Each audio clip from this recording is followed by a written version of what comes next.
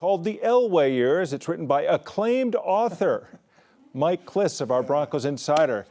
You've been acclaimed by a lot of people. Yeah, I have not been claimed. I tried to wear my authorish That's your author look? garb, yeah. So talk about the idea about writing this book, The Elway Years.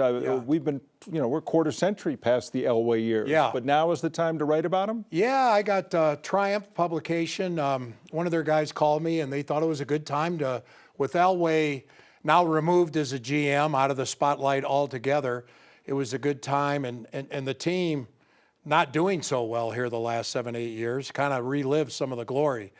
And so it was, at first it was going to be focused on the 1997-98 Super Bowl years. Right, the teams. The first two, the teams, with an emphasis on Elway. And then it became an emphasis on Elway, and let's highlight the 97-98 years. And so we kind of worked with that. People got to see the games from that very first game when Jack Lambert was scaring him as a young rookie to the last time he held the Super Bowl trophy down in Miami. But it's behind the scenes stuff that you got a lot of help with, a lot of teammates and coaches. Yeah. And one story that fascinates me was the 1991 discussion where Mike Shanahan finally put Elway and Dan Reeves in the same room and said, let's iron this out. It didn't go well. No, Dick Connor wrote a column where he quoted John, and John kind of unloaded on Dan being, constrained on him and not let him run the offense the way he wanted to. And Reeves called Shanahan into the office and threw the paper down and said, "How did this get in the paper?" And he said, "What are you yelling at me for?"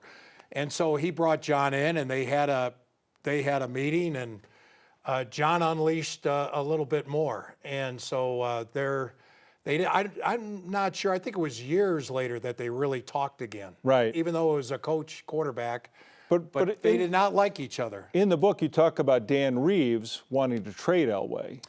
And that was something you kind of heard rumored, but it sounds like he really wanted to make a move. Elway was playing in the celebrity golf tournament in Tahoe, and Ernest Biner, who Bronco fans remember is a great Cleveland Brown running back. At the time, he was the Washington running backs coach. And they were playing blackjack in a Tahoe, and Ernest goes over, "Man, I thought we had you."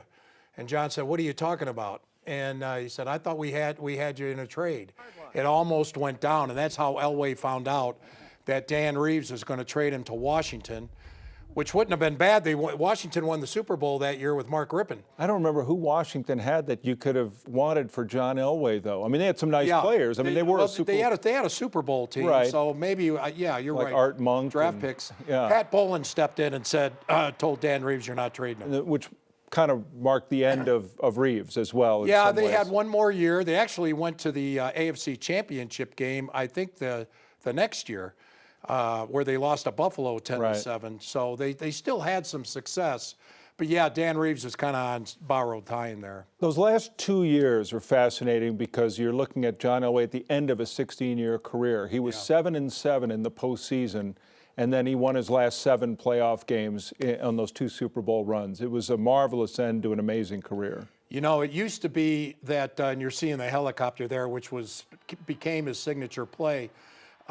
It used to be that everyone wants to go out on top. Then in sports, it became everyone wants to go out like Elway. Yeah. That's, that was the way to go out. But at the time, if you remember, it was all about Shanahan. Yeah. It was about the mastermind that finally got John over the top. Terrell Davis and his rushing, running the ball, got John over the top. And then when John Elway retired in 1999, what happened to the team? Without, they still had Shanahan, they still had TD, but the team nosedived, started off 0-4, TD gets hurt. So it's still, they do not win those back-to-back Super Bowls without John Elway. Well, here it is. It's the Elway years from our own Broncos insider, Mike-Klis. Holiday season's coming up. This would be a wonderful gift. Yes, it would. It would, yes. You can get this at Amazon or obviously in bookstores as well. Mike, thanks for taking a few minutes and sharing this for anybody who experienced it, or if you didn't, it's a great trip back in time.